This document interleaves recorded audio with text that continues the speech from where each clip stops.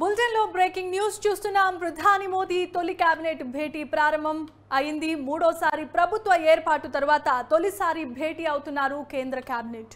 ప్రధాని నివాసం 7 లోక కళ్యాణ్ మార్గ్ లో కేబినెట్ భేటీని నిర్వహించారు. మంత్రివర్గ భేటీ తర్వాత మంత్రులకు శాఖలను కేటాయించే అవకాశం కనిపిస్తోంది. ఇక ఇదే అంశానికి సంబంధించి మరిన్ని అప్డేట్స్ ను మా ప్రతినిధి రాజు ఫోన్ ఇన్ ద్వారా అందిస్తారు. రాజు, చెప్పండి.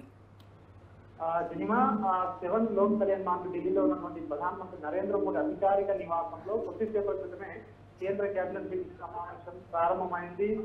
మోదీ ప్రభుత్వం మూడవసారి ఏర్పడిన తర్వాత మొదటి సమావేశం కేబినెట్ సమావేశం ప్రారంభమైంది. కొద్దిసేపటి క్రితమే ప్రారంభమైనటువంటి ఒక సమావేశంలో కేబినెట్ మంత్రులందరూ కూడా పాల్గొనడం జరిగింది. ముఖ్యంగా ఏదైతే 100 రోజుల ప్రణాళిక అని చెప్తా ఉన్నారో ఎన్డీఏ, ముఖ్యంగా బీజేపీ, ఈ యొక్క 100 రోజుల ప్రణాళికపై ముఖ్యంగా ఈ యొక్క సమావేశంలో చర్చించి నిర్ణయం తీసుకునే అవకాశం కూడా కనిపిస్తా ఉంది. ముఖ్యంగా ఈ యొక్క మంత్రులకు శాఖలు కూడా ఈ యొక్క మీటింగ్ తర్వాత శాఖలు కూడా కేటాయించే అవకాశం కూడా మనకు కనిపిస్తా ఉంది. ఈ యొక్క ముఖ్యంగా ఎవరైతే ఇందులో ఇతర రాష్ట్రాల నుంచి, అదేవిధంగా ఎన్డీఏలో ఉన్నటువంటి కీలక భాగస్వామైనటువంటి ఎన్డీఏ భాగస్వామ్య పక్షాలకు కూడా ఈ యొక్క కేబినెట్ లో ఈసారి అవకాశం కూడా కల్పించడం జరిగింది. కాబట్టి సో కీలకమైన నిర్ణయాలు, ముఖ్యంగా 100 రోజుల ప్రణాళిక ఏదైతే చెప్తా ఉన్నారో ఆ 100 రోజుల కార్యాచరణను కూడా ఈ యొక్క క్యాబినెట్ లో చర్చించి ఆమోదించే అవకాశం కూడా కనిపిస్తా ఉంది. నూతన ప్రభుత్వం ఏర్పడిన తర్వాత జరుగుతున్నటువంటి మొదటి క్యాబినెట్ లో పలు కీలకమైన నిర్ణయాలు తీసుకుంటారని చెప్పి కూడా మనకు తెలుస్తా ఉంది. సో ఈ రోజు ప్రధానమంత్రిగా బాధ్యతలు చేపట్టిన తర్వాత నరేంద్ర మోదీ మొదటగా పిఎం కిసాన్ ఏదైతే సమ్మాన్ నిధి ఉందో ఆ విడుదలపై రైతులకు ఏదైతే సంబంధించినటువంటి ఫైల్ పై మొదటి సంతకం కూడా చేయడం జరిగింది.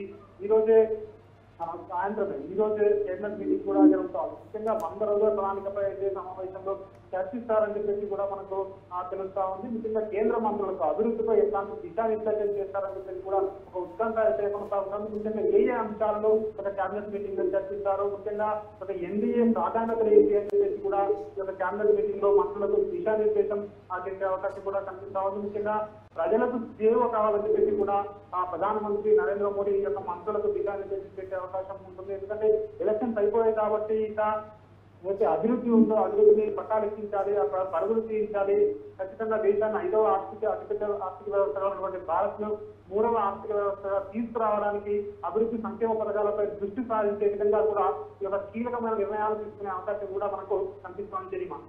Right, thanks for the updates Raju.